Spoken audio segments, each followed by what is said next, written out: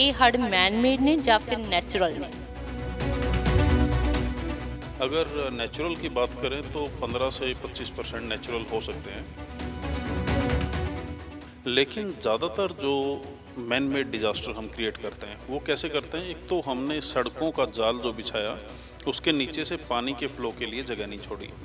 दूसरा, इंफ्रास्ट्रक्चर को नदियों के रास्ते में, नालों के रास्ते में और जो नेचुरल बहाव जहाँ से जाता था उनके रास्तों में बहुत सारा इंफ्रास्ट्रक्चर बना दिया, कंक्रीट के जंगल बना दिए हैं। इन्वायरमेंट इम्पैक्ट के आप असेसमेंट के बना देते हैं तो क्या होगा कि वो सड़कें आपके लिए डिजास्टर का काम करेंगी। तो ये एक तरीके से हमारी जो मूर्खताएं हैं, मिसकैलकुलेशंस हैं, उनकी वजह से ये हो रहा है। पहाड़ों को जिस तरीके से हपजाड़ तरीके से काटा गया है, अननेचुरल तरीके से सड़कें बनाई गई हैं। ਕਿ ਪਹਿਲਾਂ ਪਾਣੀ ਨੂੰ ਰਿਲੀਜ਼ ਨਹੀਂ ਕੀਤਾ ਗਿਆ ਪੂਰਨ ਤੌਰ ਦੇ ਉੱਤੇ, ਉਸ ਦੇ ਲਈ ਕੋਈ ਟਾਈਮਿੰਗ ਫਿਕਸ ਨਹੀਂ ਕੀਤੀ ਗਈ, ਉਹਦਾ ਨੁਕਸਾਨ ਵੀ ਹੋਇਆ ਹੈ। कि हरियाणा को पानी नहीं देंगे, अब बोल रहे हैं कि हरियाणा पानी ले नहीं रहा है पहले बोल रहे थे पाकिस्तान को पानी नहीं देंगे, अब पाकिस्तान ले नहीं रहा है। आपको पहले कैलकुलेट करके रखना पड़ेगा कि आपके फ्लड के रोकने के लिए आपके पास क्या क्या तौर तरीके हैं। ਗਵਰਨਮੈਂਟ ਸਿਰਫ ਉਹਨਾਂ ਨੂੰ ਬਚਾਉਣ ਦੀ ਕੋਸ਼ਿਸ਼ ਕਰ ਰਹੀ ਹੈ ਬਟ ਉਹਨਾਂ ਤੋਂ ਕੰਟਰੋਲ ਨਹੀਂ ਹੋ ਰਹੀ ਸਿਚੁਏਸ਼ਨ। पॉलिसी एक दिन के लिए नहीं, अगले 15, 20, 50 साल को आपको सोच के बनानी होती है। आपने क्या किया, एक तो ज़मीनें चौक कर दी, सड़कों का जाल इस तरीके से बिछाया कि वहाँ पानी का फ्लो नहीं छोड़ा। आपने मिस कैलकुलेशन किया कि आपके डैम में कितना पानी आएगा। तो तमाम सारे मिस कैलकुलेशन एक साथ में काम करके हर कैलकुलेशन का 10-20% भी इम्पैक्ट आएगा तो लाखों लोगों की ज़िंदगी तबाह हो जाती है।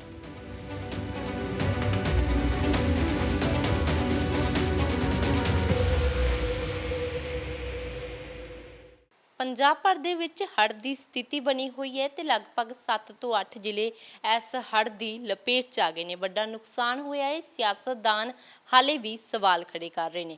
ਇੱਕ ਪਾਸੇ ਸੱਤਾ ਧਿਰ ਦੇ ਵੱਲੋਂ ਦਾਅਵਾ ਕੀਤਾ ਜਾ ਰਿਹਾ ਹੈ ਕਿ ਇਹ ਹੜ੍ਹ ਨੈਚੁਰਲ ਨੇ, ਤਾਂ ਦੂਜੇ ਪਾਸੇ ਵਿਰੋਧੀ ਧਿਰ ਇਲਜ਼ਾਮ ਲਗਾ ਰਹੇ ਨੇ ਕਿ ਇਹ ਹੜ੍ਹ ਨੈਚੁਰਲ ਨਹੀਂ ਬਲਕਿ ਮੈਨ ਮੇਡ ਨੇ ਤੇ ਸਿੱਧੇ ਤੌਰ ਤੇ ਗਵਰਨਮੈਂਟ ਦੇ ਉੱਤੇ ਸਵਾਲ ਖੜੇ ਹੋ ਰਹੇ ਨੇ ਕਿ ਉਹਨਾਂ ਦੇ ਕਾਰਨਾਂ ਦੇ ਕਰਕੇ, ਉਹਨਾਂ ਦੇ ਵੱਲੋਂ ਜੋ ਚੀਜ਼ਾਂ 'ਚ ਕੋਤਾਹੀ ਵਰਤੀ ਗਈ ਉਹਦੇ ਕਰਕੇ ਲੋਕਾਂ ਨੂੰ ਇਸ ਦਾ ਖਮਿਆਜ਼ਾ ਭੁਗਤਣਾ ਪੈ ਰਿਹਾ ਹੈ। ਤਮਾਮ ਚੀਜ਼ਾਂ ਨੂੰ ਲੈ ਕੇ ਗੱਲਬਾਤ ਕਰਾਂਗੇ। ਸਾਡੇ ਨਾਲ ਪ੍ਰੋਫੈਸਰ ਡਾਕਟਰ ਵਿਨੋਦ ਕੁਮਾਰ ਜੀ ਮੌਜੂਦ ਨੇ ਤੇ ਜਾਣਾਂਗੇ ਕਿ ਕੀ ਕਾਰਨਸ ਨੇ, ਕੀ ਫੈਕਟ ਨੇ, ਪੂਰੇ ਫੈਕਟ ਇਸ ਹੜ੍ਹ ਨੂੰ ਲੈ ਕੇ ਅੱਜ ਜਾਣਾਂਗੇ। ਸਰ ਬਹੁਤ ਬਹੁਤ ਸਵਾਗਤ ਹੈ ਤੁਹਾਡਾ। जी नमस्कार। ਸਰ ਇਸ ਚੀਜ਼ ਦੇ ਉੱਤੇ ਲਗਾਤਾਰ ਸਵਾਲ ਖੜੇ ਹੋ ਰਹੇ ਆ ਕਿ ਇਹ ਹੜ੍ਹ ਮੈਨ ਮੇਡ ਨੇ ਜਾਂ ਫਿਰ ਨੈਚੁਰਲ ਨੇ? देखिए, फैक्टर दोनों ही होते हैं, लेकिन कौन सा फैक्टर ज़्यादा कंट्रीब्यूट कर रहा है ये देखने की ज़रूरत है। अगर नेचुरल की बात करें तो 15 से 25% नेचुरल हो सकते हैं, क्योंकि ये हर साल थोड़ी बहुत जो बारिश है उसमें कभी कम कभी ज़्यादा होता है। बारिश के डेटा ऑलमोस्ट हमारे पास होते हैं कि कब कितनी और कैसे बारिश होगी, लेकिन ज़्यादातर जो मैन मेड डिजास्टर हम क्रिएट करते हैं वो कैसे करते हैं। एक तो हमने सड़कों का जाल जो बिछाया उसके नीचे से पानी के फ्लो के लिए जगह नहीं छोड़ी। दूसरा, इंफ्रास्ट्रक्चर को नदियों के रास्ते में, नालों के रास्ते में और जो नेचुरल बहाव जहाँ से जाता था उनके रास्तों में बहुत सारा इंफ्रास्ट्रक्चर बना दिया, कंक्रीट के जंगल बना दिए हैं और वहाँ पे बस्तियाँ बसा दी हैं, स्कूल कॉलेज यूनिवर्सिटियाँ या कई सारे और इंस्टीट्यूशन हमने खोल दिए हैं, फैक्ट्रियाँ खोल दी हैं। तो एक वो बड़ा रीज़न है। इसके बाद में जब आप सड़कें बनाते हैं और विदाउट सोशल इन्वायरमेंट इम्पैक्ट के आप असेसमेंट के बना देते हैं तो क्या होगा कि वो सड़कें आपके लिए डिजास्टर का काम करेंगी। जैसे सड़कें सारी की सारी अभी एलिवेटेड रोड्स हैं तो रोड के ऊपर पानी नहीं चढ़ेगा, लेकिन रोड से पहले वो पानी पूरा इकट्ठा होगा और जब अचानक से रोड को तोड़ के जब पानी निकलेगा तो हज़ारों लाखों हेक्टेयर की ज़मीनों को तबाह करते हुए बस्तियों में, गाँव में वो पानी घुस जाएगा। तो ये एक तरीके से हमारी जो मूर्खताएं हैं, मिसकैलकुलेशंस हैं, उनकी वजह से ये हो रहा है। और ये ऐसा नहीं कि पिछले 5-4 साल की मूर्खताओं से हो गया, ये पिछले 10 से 20 साल की जो बहुत ही कलेक्टिव जिसको बोल रहे हैं कि मूर्खताएं हैं, उनकी वजह से ये ऐसा होता है। क्योंकि हमने पूरे कैलकुलेशंस को एक तरफ रख दिया, साइंटिफिक स्टडीज़ हमने करवाई नहीं, हैप्पजार्ड तरीके से हमने कंस्ट्रक्शन करवाए, ज़मीनों को हमने चौक कर दिया है, हैरो कल्टीवेटर, रोटावेटर और केमिकल डाल के। तो हम क्या करते हैं, ज़मीनों को, पूरे खेतों को चौक कर दिया। अभी ज़मीन भी पानी नहीं पी रही है और जो बारिश हो रही है वो पहले झड़ियाँ लगती थी, अभी क्या हो रहा है कि अचानक से अति वर्षा हो रही है या वर्षा जो महीने में होनी थी वो एक दिन में हो रही है। तो ये भी एक बड़ा कारण बनता हुआ जा रहा है। तो ये पानी रोल ओवर होके एक जगह इकट्ठा होता है और फिर वहाँ से तबाही मचाना ये चालू करता है। तो इसमें दोनों फैक्टर हैं, मैन मेड भी हैं और नेचुरल भी हैं। इसके अलावा पहाड़ों को जिस तरीके से हपजाड़ तरीके से काटा गया है, अननेचुरल तरीके से सड़कें बनाई गई हैं और पहाड़ों के ढलानों पे जैसे कट मार के और घाव दिए गए हैं पहाड़ों को, तो ये जो फर्जाइल इकोसिस्टम है हिमालय का, यहाँ पे पानी बैठता है 1-2 साल और उसके बाद में नीचे से पहाड़ पिलपिला हो जाता है और अचानक से फिर वो बिखर के सड़कों को, हाईवे को, नदियों में आके और वो पूरा एक तबाही मचाने का काम करता है।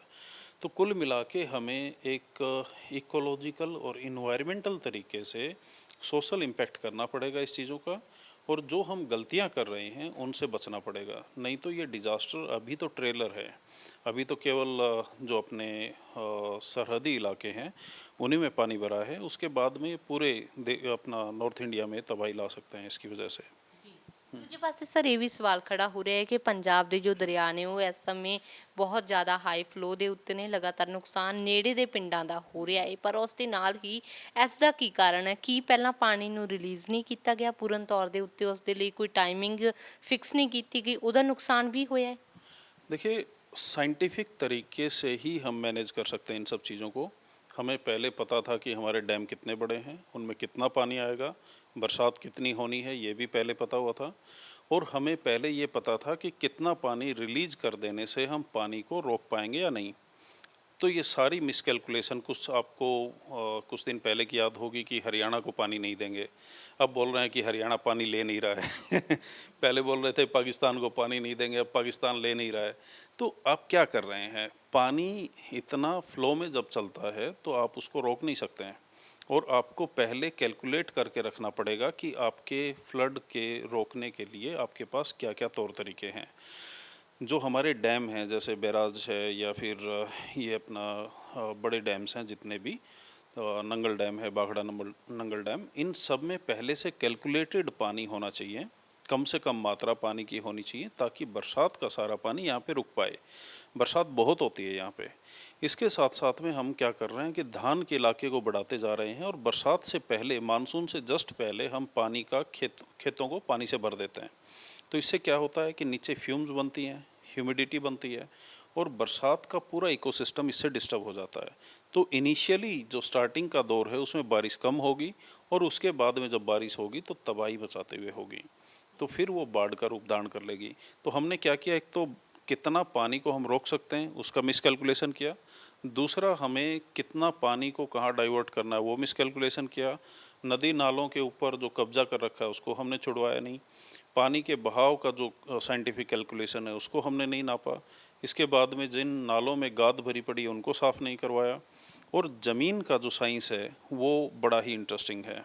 जैसे मैं नानक खेती पे काम करता हूँ, उसमें हम पूरे के पूरे बरसात के पानी को ज़मीन में डाल सकते हैं।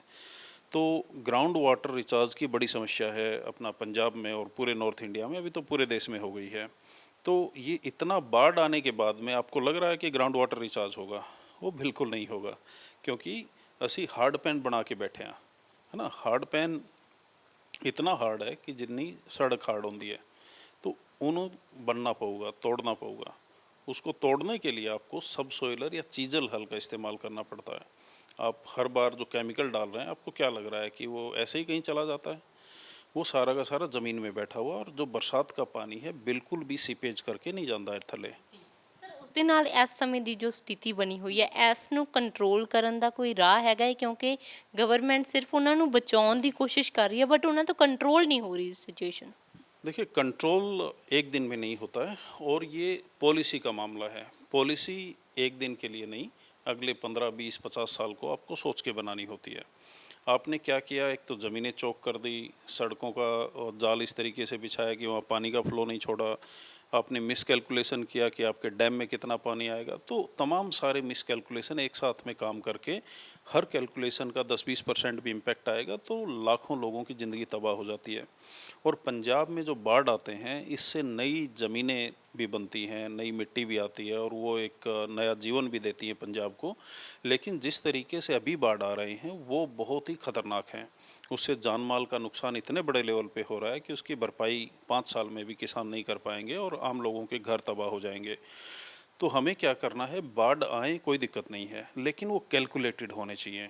उतना ही पानी खेतों में आए और वो तुरंत वहाँ से निकल जाए, अपनी मिट्टी पीछे छोड़ जाए और ज़मीनें भी हमारी नई हो जाएं, वाटर भी रिचार्ज हो जाए और जो जान माल का नुकसान है वो भी ना हो। इसके लिए आपको सोशियोलॉजिस्ट और जो इन्वायरमेंटलिस्ट हैं उनकी ज़रूरत पड़ेगी। आपको जो कैलकुलेशंस करने वाले लोग हैं पानी की, डैम्स की और बरसात की, वेदर कंडीशंस की, उन लोगों की ज़रूरत पड़ेगी और एक पूरा साइंटिफिक सिस्टम का टीम बना के उनको आपको कम से कम 1-2 साल देना चाहिए पूरे सिस्टम को स्टडी करने का। उसके बाद में वो रिकमेंडेशन दें और उनको सीरियसली लागू किया जाए, तब हम अगले सालों से बच सकते हैं। नहीं तो ग्लोबल वार्मिंग और क्लाइमेट चेंज अभी ये ट्रेलर भर दिखा रहे हैं। जब इसका असली इम्पैक्ट आएगा, आप कोई भी संभाल नहीं पाएंगे इस सिचुएशन को। लाखों लोगों की ज़िंदगी तबाह हो जाएगी, है ना? ਦੂਜੇ ਪਾਸੇ ਸਰ ਇੱਕ ਹੋਰ ਜਿਹੜਾ ਕੰਪੈਰੀਜ਼ਨ ਕੀਤਾ ਜਾ ਰਿਹਾ ਹੈ ਕਿ 1980 ਦੇ ਵਿੱਚ 1980 ਦੇ ਵਿੱਚ ਸੇਮ ਸਿਚੁਏਸ਼ਨ ਪੰਜਾਬ ਦੀ ਬਣੀ ਸੀ ਤੇ ਹੁਣ ਫਿਰ 2025 ਦੇ ਵਿੱਚ ਉਹ ਸਿਚੁਏਸ਼ਨ ਬਣੀ ਹੈ, ਪਰ ਦੇਖਿਆ ਜਾਵੇ ਤਾਂ ਕਾਫੀ ਲੰਬੇ ਸਮੇਂ ਬਾਅਦ ਉਹ ਸਥਿਤੀ ਦੇ ਵਿੱਚ ਗਿਆ ਹੈ। ਪਰ 2023 ਦੇ ਵਿੱਚ ਵੀ ਇਹੀ ਹਾਲਾਤ ਨਜ਼ਰ ਆਏ ਸੀ ਜਦੋਂ ਬਾੜ ਵਾਲੀ ਸਥਿਤੀ ਪੰਜਾਬ 'ਚ ਬਣੀ ਸੀ। ਕੀ ਪਹਿਲਾਂ ਸਰਕਾਰ ਦੇ ਵੱਲੋਂ ਉਸ 'ਤੇ ਧਿਆਨ ਦਿੱਤਾ ਗਿਆ ਜੋ ਸਥਿਤੀ ਇੰਨੇ ਲੰਬੇ ਸਮੇਂ ਬਾਅਦ ਬਣੀ ਆ ਕੇ? देखिए, ये सिचुएशन धीरे धीरे विकराल रूप लेती जाएगी। पहले 30-40 साल में जो एक बार घटना होती थी, अभी वो हर 2-4 साल में होती जाएगी।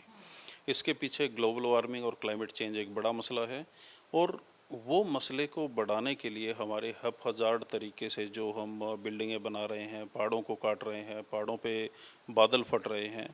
ये बादल क्यों फट रहे हैं? किसी को बिल्कुल सिंपल भाषा में समझाएं तो जब हम पानी के बहाव को अलग अलग तरीके से रोकते हैं, ज़मीनों को काट देते हैं, वहाँ पे पानी भरते हैं, तो एक फ्यूम्स ऊपर उड़ती हैं हवा में और वो कंसंट्रेट होके बादल फटते हैं।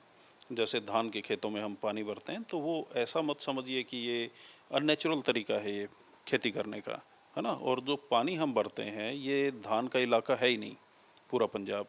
तो पानी कब भरा जाता है? जब ज़मीन पक्की होगी और पक्की ज़मीन में आप बरसात से पहले पानी भर दिया, वो फ्यूम जुड़ी और आपका जो पूरा मानसून का सिस्टम है उसको डिस्टर्ब कर दिया। इसकी वजह से बादल फटने चालू हो जाते हैं और अचानक से सिचुएशन बनती हैं। तो कुल मिला के हमें ये समझना पड़ेगा कि पहले जो 30-40 साल में एक बार घटना होती थी, ये आगे बहुत फ्रीक्वेंटली होंगी। हो सकता है हर साल होना चालू हो जाएं। तो उससे बचने के तौर तरीके हमें पहले सोचने पड़ेंगे और ये सारी चीज़ें डिसेंट्रलाइज तरीके से होती हैं। मतलब एक जगह पे काम करने से बात नहीं बनेगी, सैकड़ों चीज़ें आपको एक साथ में लेना पड़ेगा। नानक खेती में हम यही सिखाते हैं कि ज़मीन को आप नरम मुलायम कर दीजिए, पेस्टिसाइड केमिकल डालना, जहर डालना बंद कर दीजिए, आपकी ज़मीन करोड़ों लीटर पानी वैसे ही पी जाती है। और सोचिए कि करोड़ों हेक्टेयर ज़मीन लाखों करोड़ों लीटर पानी पर एकड़ पीना चालू कर दे, तो ये बाढ़ की इंटेंसिटी वैसे ही कम हो जाएगी, है ना?